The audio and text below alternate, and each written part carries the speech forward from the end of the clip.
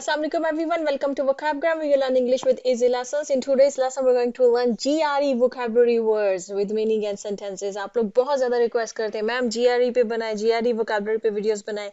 तो चलें जी, आ गई है GRE vocabulary पे वीडियो. मैंने अपने चैनल के ऊपर इसकी प्लेलिस्ट भी जो है वो क्रिएट कर दी है. आप प्रीवियस लेसन्स भी वहाँ पर देख सकते हैं GRE vocabulary के. ठीक है, सारे लेसन्स उस प्लेलिस्ट में जाते जाएंगे. अच्छा, ये सिर्फ GRE के लिए जो तैयारी कर रहे हैं उनके लिए इंपॉर्टेंट नहीं है ये लेसन.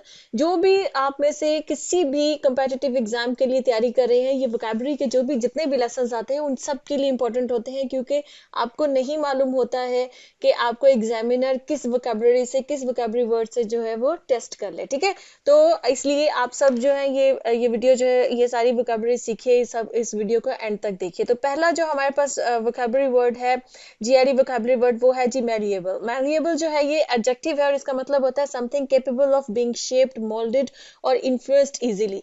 दो सेंस में ये इस्तेमाल होता है मैलिएबल, कि कोई ऐसा मटेरियल, कोई ऐसा मेटल जो कि जिसको आप मोल्ड कर सकते हैं, जिसको आप शेप, डिफरेंट शेप्स में ढाल सकते हैं. तो ऐसे मटेरियल को या ऐसे मेटल को जो है वो मैलिएबल बोलते हैं. जैसे सबसे सिंपल एग्जांपल उसकी गोल्ड और सिल्वर है, या जैसे आयरन है. इनको देखिए आप, गर्म करके इनसे मुख्तलिफ चीजें बनाई जाती हैं जो हम इस्तेमाल करते हैं. तो ये मैलिएबल मेटल्स हैं, इनको मोल्ड किया जा सकता है, इनसे डिफरेंट शेप्स बनाई जा सकती है. गोल्ड और सिल्वर से आप देखिए कितने जेवरात बनते हैं, कितने डिजाइन बनते हैं, ऑर्नामेंट्स बनते हैं. तो वो सारे, ये जाहिर बात है कि ये मैलिएबल है, इनको इनकी शेप को चेंज किया जा सकता है. अच्छा, अब सेकेंड है इन्फ्लुएंस्ड इजीली. ये लोगों के लिए इस्तेमाल होता है इस सेंस में. कोई इंसान अगर वो दिमागी तौर पर इतना स्ट्रांग नहीं है, वो लोगों के इन्फ्लुएंस में इजीली आ सकता है, तो वो इंसान मैलिएबल है. ठीक है, एडजेक्टिव है ना ये, तो किसी भी नाउन को डिफाइन करने के लिए ये इस्तेमाल होगा मैलिएबल. तो ये किस लिए, कोई मेटल, कोई चीज, कोई भी इस तरह की जो कि जिसकी शेप चेंज की जा सकती है, तो वो मैलिएबल है. कोई इंसान जो इजीली इन्फ्लुएंस हो सकता है वो मैलिएबल है. जैसे बच्चे होते हैं, बच्चों की जहन साजी करना बड़ा आसान है.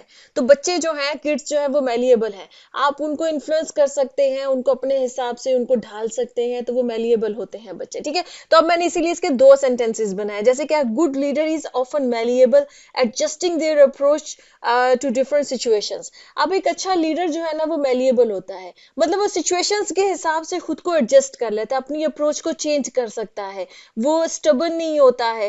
अब जाहिर बात है कि जब एक लीडर जो होता है वो जो भी एक प्रैक्टिकल सिचुएशन में होता है, सिचुएशंस जो है हालातों वाकयात अक्सर चेंज होते रहते हैं. तो जब हालातों वाकया चेंज होंगे तो आपको भी चेंज होना है. ठीक है, तो आप जो अच्छा लीडर है वो चेंज का इन्फ्लुएंस एक्सेप्ट करता है और उसके हिसाब से जो है वो अपनी अप्रोच को चेंज करता है, तो वो मैलिएबल होता है. इसी तरह से जैसे सेकंड मीनिंग है, the clay was soft and malleable making it easy for the sculptor to mould into intricate shapes. ठीक है, इंट्रिकेट शेप्स. जैसे देखिए, मेरी बात सुने, जो क्ले होती है, मिट्टी होती है, अक्सर आपने देखा वो मैलिएबल होती है, क्योंकि उसको जो है वो सॉफ्ट होती है और उसको उसकी डिफरेंट शेप्स में आप उसको ढाल सकते हैं. तो जाहिर बात है जो भी स्कल्पटर है, जो भी उससे बनाता है वो उसको इजीली मोल्ड करके जो है वो स्कल्पचर्स जो है वो उसको बना सकता है. ठीक है. अच्छा, नेक्स्ट हमारे पास वोकैबुलरी वर्ड है वो है जी एब्जेक्ट. एब्जेक्ट जो है ना ये एडजेक्टिव है और इसका मतलब होता है the state of being extremely unhappy, poor और अनसक्सेसफुल. देखिए, अगर कोई इंसान जो है वो बहुत अनहैप्पी फील कर रहा है तो एब्जेक्ट है, वो फीलिंग उसकी एब्जेक्ट है. पुअर जो है, जैसे किसी इंसान को अपने कहना है कि वो ऐसा इंसान जो है वो बड़ी शदीद किस्म की तंगदस्ती में है. ठीक है, तो that person is in abject poverty. ठीक है, वो बहुत ज्यादा पॉवर्टी के अंदर है, बहुत ज्यादा तंगदस्ती के अंदर. जब पुअर हो, अनहैप्पी हो, कोई भी ऐसी स्टेट, कोई भी ऐसी कंडीशन जो है, या अनसक्सेसफुल किसी कंडीशन में कोई इंसान जो है कि उसको लग रहा है कि वो कोशिश करने के बावजूद उसमें सक्सेसफुल नहीं हो रहा है. ठीक है, तो ये जो अनसक्सेसफुल मतलब नाकामी की जो कंडीशन होती है, गुर्बत की जो कंडीशन होती है, या नाउमीदी की जो कंडीशन होती है, उस कंडीशन के लिए जो है, उस स्टेट के लिए जो है वो एब्जेक्ट वर्ड इस्तेमाल होता है. जैसे किसका सेंटेंस है, after the defeat the teams moral was abject. तो टीम का जो मोरल था वो बहुत ज्यादा नाकामी की स्टेट में था, मतलब उनकी जो उस वक्त की जो अंदर के अंदरूनी जो इमोशनल हालत थी वो ऐसी थी कि जैसे वो नाकाम है, जैसे बहुत इंसान बुझा हुआ. जाहिर बात है जब डिफीट के बाद ऐसा ही फील होता है. And they face criticism from disappointed fans. और ऑब्वियसली वो जो क्रिटिसिज्म जो भी उनके फैंस से जो डिसअपॉइंट हुए उनकी परफॉर्मेंस से, तो वो उसे क्रिटिसिज्म को फेस कर रहे थे. तो उनका जो मोरल था वो बहुत एब्जेक्ट कंडीशन में था, एब्जेक्ट स्टेट में था, मतलब बहुत अनहैप्पी स्टेट में था और बहुत अनसक्सेसफुल, नाकामी की स्टेट में था, ठीक है।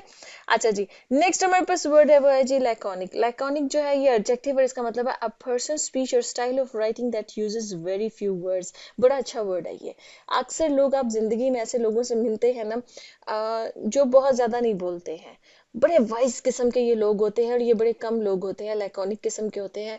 वो लफ्जों का जो इस्तेमाल है ना वो बेदरेग नहीं करते हैं, बड़ा सोच समझ के, बड़े नपे तुले चंद वर्ड्स में आपको आपकी बातों का जवाब देंगे। ऐसे लोग लैकोनिक होते हैं जो लफ्जों का बड़े फ्यू वर्ड्स में वो पूरा अपना मैसेज कन्वे कर देते हैं। इसी तरह से ऐसी कोई राइटिंग है जिसमें बहुत थोड़े अल्फाज इस्तेमाल किए हैं लेकिन बड़ा स्ट्रांगली मैसेज जो है वो कन्वे कर दिया गया, उस राइटिंग को लैकोनिक कहेंगे, उस राइटिंग स्टाइल को आप लैकोनिक स्टाइल कहेंगे। ऐसी कोई स्पीच किसी इंसान ने की, लंबी लंबी तकरीरें, घंटों घंटों तकरीरें करने की जरूरत नहीं है। एक इंसान आया, उसने 5 मिनट की स्पीच की और 5 मिनट की स्पीच में चंद वर्ड्स के इस्तेमाल में उसने अपना मैसेज जो है वो कन्वे कर दिया, वो स्पीच लाइकॉनिक है। ऐसा इंसान जिसका स्पीकिंग स्टाइल ऐसा है, वो बोलता ही, अक्सर हम मूवीज में भी देखते हैं जो बड़े वाइज किस्म के, जिनका दिमाग बहुत शातिर किस्म का होता है, वो लफ्जों का इस्तेमाल बहुत थोड़ा करते हैं क्योंकि सब कुछ उनके अंदर चल रहा होता है।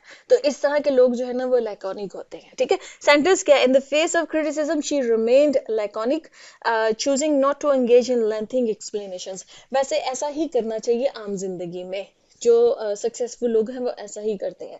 जब आप बहुत ज्यादा क्रिटिसिज्म आपके ऊपर आ रही हो, खुदा न खास्ता इंसान ऐसी सिचुएशन में आ जाता है जहाँ जहाँ पर लोग आपको बहुत सी बातों के लिए ब्लेम कर रहे होते हैं, तो शी रिमेन्ड लैकोनिक, मतलब वो लैकोनिक रही, मतलब उसने बहुत नपे तुले अंदाज में, बहुत थोड़े अल्फाज में, उसने बहुत छोटे छोटे सेंटेंसेस में उसने रिप्लाई किया, उसने लंबी लंबी एक्सप्लेनेशंस नहीं दी हैं। जब लोग आप पे ब्लेम कर रहे हो ना, लोग आप पे मतलब चीजों का ब्लेम आपके ऊपर फेंक रहे हो, तुम ऐसे हो, तुम वैसे हो, तुम वैसे हो, जब लोग ऐसे कर रहे हो तो बहुत सी ऐसी सिचुएशंस में ऐसा होता है कि बस आप एक जुमले में अपनी पोजीशन को, जस्ट आप अपना एक जुमले में अपनी पोजीशन बता दे, लंबी एक्सप्लेनेशंस में ना जाएं, क्योंकि जो लोग आपके एक जुमले में आपकी बात को, आपकी सिंसेरिटी को नहीं समझ सकते हैं ना, वो आपकी लंबी एक्सप्लेनेशंस को भी नहीं समझ सकते। तो अपने वर्ड्स बिला वजह जो है वो जाया मत कीजिए, अपनी एनर्जी जाया मत कीजिए। चलें जी, नेक्स्ट हमारे पास वर्ड है वो है जी अनोमली। अनोमली जो है ये नाउन है।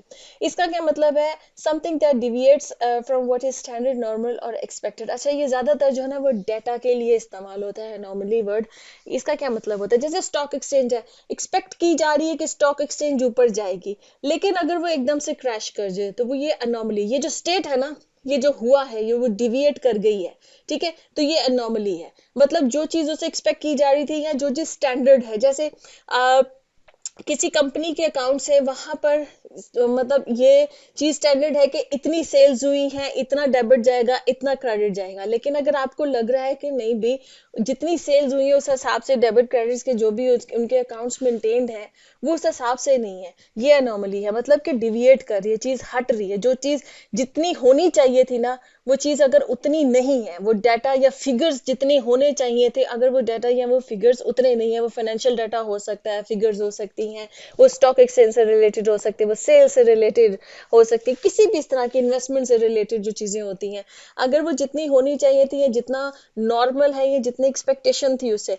उससे जो है ना वो चीजें हट कर है, डिफरेंट है, तो वो अनोमली है। अब डिफरेंट यह जरूरी नहीं कि लेस ही हो, अक्सर समटाइम्स एक्सपेक्टेशन से बहुत चीजें ऊपर चली जाती हैं, तो वो भी अनोमली है, ठीक है। जैसे कि सेंटेंस ये, detecting anomalies in the financial data is crucial for identifying potential fraud और इरेगुलरिटीज। कंपनीज के अंदर जो भी फाइनेंशियल डाटा होता है, आप अगर कोई बिजनेस है, आपका कोई कुछ भी है, अगर उसका जो फाइनेंशियल डाटा होता है उसमें एनोमलीज को डिटेक्ट करना है, ऐसी कोई चीज जो कि हटकर है, जो कि नॉर्मल नहीं है, ठीक है, थोड़ी सी चीज को, डाटा अगर अबनॉर्मल आपको कहीं पे, इसको डिटेक्ट करना बहुत जरूरी है, क्योंकि वहीं से आप फ्रॉड को पकड़ते हैं, वहीं से आप इरेगुलरिटीज को पकड़ते हैं, ठीक है। अच्छा जी, नेक्स्ट हमारे पास वो है जी प्रोडिगल। प्रोडिगल जो है ये एडजेक्टिव है। प्रोडिगल ऐसे इंसान को कहते हैं हु स्पेंड्स मनी और रिसोर्सेज रेकलेसली और एक्स्ट्रावेगेंटली। कोई इंसान पैसे का और रिसोर्सेज का बेदरेग इस्तेमाल करे, रेकलेसली, मतलब कि सोचे समझे बगैर, जिसको कहते हैं ना पानी की तरह बहाना, उस तरह से अगर रिसोर्सेज को बढ़ा रहा है कोई इंसान, कोई जो मतलब पैसे को इस तरह से बढ़ा रहा है, तो वो प्रोडिगल है। ठीक है, कोई भी इंसान उसके पास बहुत पैसा है और वो खाम खाम में फजूल जगहों पे पैसा लुटा रहा है, तो वो इंसान प्रोडिगल है। जैसे हम अपने मिनिस्टर्स को कह सकते हैं, पॉलिटिशियंस जो हमारे मिनिस्टर्स होते हैं, अगर वो कौमी जो भी रिसोर्सेज हैं, नेशनल रिसोर्सेज जो भी हैं, अगर उनको बेदरेग वो उनका इस्तेमाल कर रहे हैं, ये टूवर्ड्स हो रहे हैं, वो टूवर्ड्स हो रहे हैं, ये शाहाना जिंदगी हो रही है, ये प्रोटोकॉल उनके इर्द गिर्द चल रहा है, ठीक है, तो उनको भी आप प्रोडिगल कह सकते हैं कि वो प्रोडिगल मिनिस्टर्स हैं, जो कि जो भी नेशनल रिसोर्सेज हैं, जो भी आवाम का जो पैसा है, उसका वो बेदरेग इस्तेमाल कर रहे हैं रेकलेसली, क्योंकि वो उनके अपनी जेब से तो जा नहीं रहा है। ठीक है ना, तो सेंटेंस क्या है, the company's prodigal use of resources led to significant financial losses. Company ने जो रिसोर्सेज थे उनको बहुत ही बेदरेग उन रिसोर्सेज का इस्तेमाल तो कर लिया, जो भी पैसा था, जो भी रिजर्व्स थे उनके पास, उनका बेदरेग इस्तेमाल किया, सोच समझ के उन रिसोर्सेज का इस्तेमाल नहीं किया, तो ठीक है, तो उनका उसका उसका यूज जो था वो बड़ा प्रोडिगल था, ठीक है, एक्स्ट्रावेगेंट था।